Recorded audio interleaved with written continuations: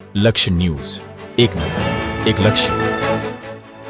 ફતેપુરના રોડના કામમાં ભ્રષ્ટાચારનો આક્ષેપ લગાવવામાં આવી રહ્યો છે. દાહોદ જિલ્લાના ફતેપુર તાલુકામાંથી એક ચોંકાવનારો કિસ્સો સામે આવ્યો છે, જ્યાં વિકાસના નામે વિનાશ અને જનતાના પૈસાનો વેડફાટ થતો હોવાનો ગ્રામજનોએ આક્ષેપ કર્યો છે.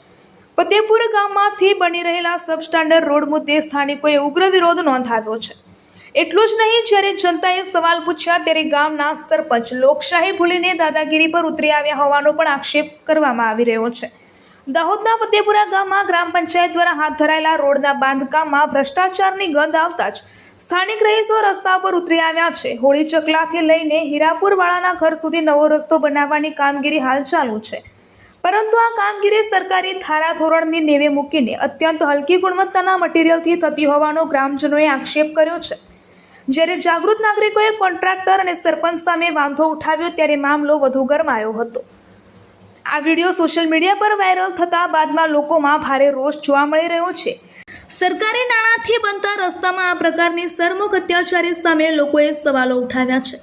ગ્રામજનોએ સ્પષ્ટ અને કડક શબ્દોમાં વહીવટીતંત્રને ચેતવણી આપી છે કે જો રસ્તો નિયમ મુજબ નહીં બને તો તેઓ કામ આગળ વધવા નહીં દે. ગ્રામજનોનું અલ્ટિમેટમ ધોરણ મુજબ રસ્તો બનાવો તો જ બનવા દઈશું.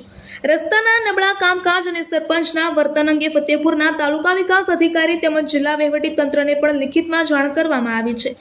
15મા નાણાં પંચના માર્ગદર્શન મુજબ જો રસ્તામાં ગુણવત્તા જાળવવામાં ન આવે તો તે જાહેર જનતાના ટેક્સના પૈસાનો સીધો દુરુપયોગ છે. હવે સવાલ એ થાય છે કે શું જિલ્લાનું વહીવટીતંત્ર આ બાબતે કોઈ કડક તપાસ કરશે ખરા? શું સરપંચની આ કથિત દાદાગીરી સામે કોઈ પગલાં લેવાશે? અને સૌથી મોટો સવાલ, શું ફતેપુરના રહીશોને તેમના હકનો મજબૂત રસ્તો મળશે કે પછી ભ્રષ્ટાચારના ગાબડામાં આ વિરોધ દબાઈ જશે? આ અંગેની તમામ અપડેટ્સ અમે આપના સુધી પહોંચાડતા રહીશું. Reporter bureau chief Yasir Gudala. ગ્રામ પંચાયત આ નવીન રોડનું કામકાજ ચાલુ કરે છે, પણ રો મટીરિયલ પૂરેપૂરો વાપર્યો છે.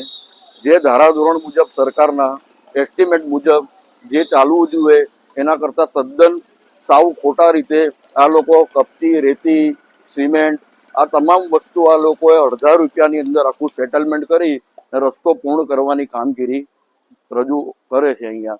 ને ગ્રામજનો વિરોધ કરે છે, વોર્ડના લોકો વિરોધ કરે છે. તો તેવા લોકો દાદાગીરી કરી ને ગમે તેમ કરી બળજબરીપૂર્વક આ રસ્તો બનાવવા માટે લોકોને પ્રેરિત કરે છે. આ તદ્દન ધોરણે ખોટું થઈ રહ્યું છે. જે સરકારના નિયમ મુજબ જે કાર્યવાહી થતી હોય યોગ્ય ને ન્યાયિક રીતે જે રસ્તો ચોખ્ખાઈના રીતે બનવો જોઈએ તે બનતો નથી હાલની તારીખમાં. આ અમારા લોકોની રજૂઆત છે. અંકુર કુમાર પંકજ કુમાર શાહ. રોડ કોણ બનાવી રહ્યું છે? રોડ ગ્રામ પંચાયત ફતેપુરા. અત્યારે આ લોકો આ મટીરિયલ હોવા છતાં પણ તમારો વિરોધ હોવા છતાં બી એ ગ્રામ પંચાયત દ્વારા શું કહેવામાં આવે છે, સરપંચ દ્વારા ને શું દાદાગીરી કરે છે? રોડ બનાવીને રહીશું તમારથી થાય કર લો, કોણ રોડ બનાવવા રોકે છે એ અમે જોઈ લઈએ.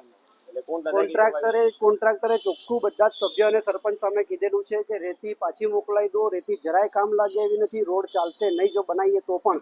તો સભ્યો અને સરપંચ દ્વારા એવું કહેવામાં આવ્યું કોન્ટ્રાક્ટરને કે ભાઈ તમે જે છે એ રેતી બીજી મંગાવી અને અડધી મિક્સ કરીને આ રોડ બનાવી દો, ચાલી જશે અહીંયા એમ. આપનું નામ?